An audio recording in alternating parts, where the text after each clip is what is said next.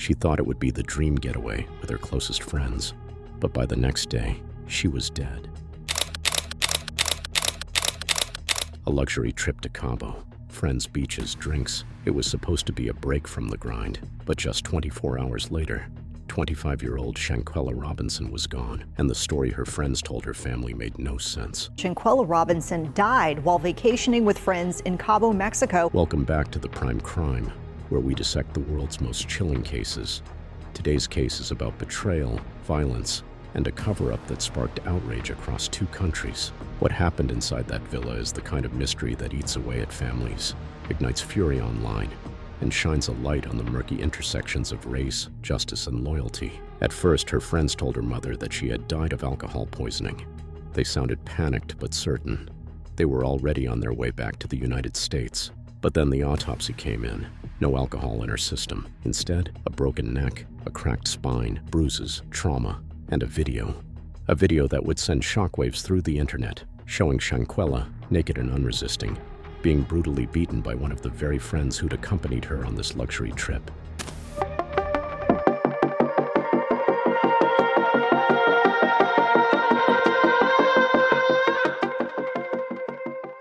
Shanquella was a bright, stylish 25-year-old entrepreneur from Charlotte, North Carolina. She ran her own hair business, loved fashion, and had a close-knit family that adored her. But just days after posting smiling vacation photos, the world would see her again, in a video that no one can ever forget. In October 2022, she traveled to Cabo San Lucas with 6 friends. These were people she had considered friends. They stayed in a villa that looked like something out of an influencer's feed. Less than a day later, Shanquella was dead. Her friends called her mother, Shanquella Robinson, insisting it was alcohol poisoning. The details were vague. The friends had already contacted a local doctor, who arrived but allegedly refused to transport Shanquella to the hospital. But almost immediately, cracks appeared in their story.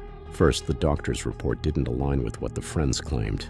The Mexican autopsy told a different story: a broken neck, a cracked spine, severe trauma. It also suggested that she died approximately 15 minutes after sustaining the injury, not hours later, as her friends implied. So if it wasn't alcohol poisoning, who was lying and why? Then came the video. Shanquella, naked and unresisting, being beaten by one of the very friends she trusted most. Others stood by. A voice told her to fight back. Quilla, can you at least fight back?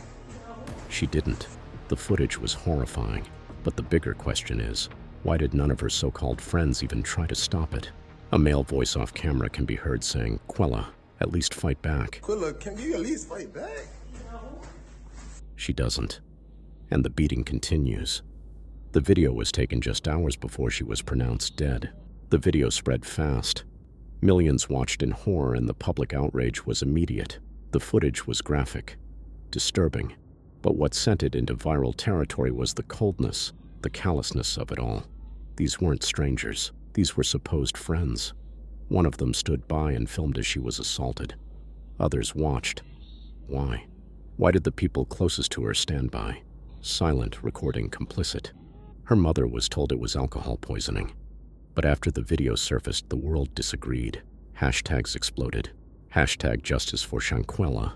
Celebrities began speaking out. Cardi B, Viola Davis. The outrage was insane. And for the first time, U.S. and Mexican authorities were forced to respond. But what they said shocked people even more.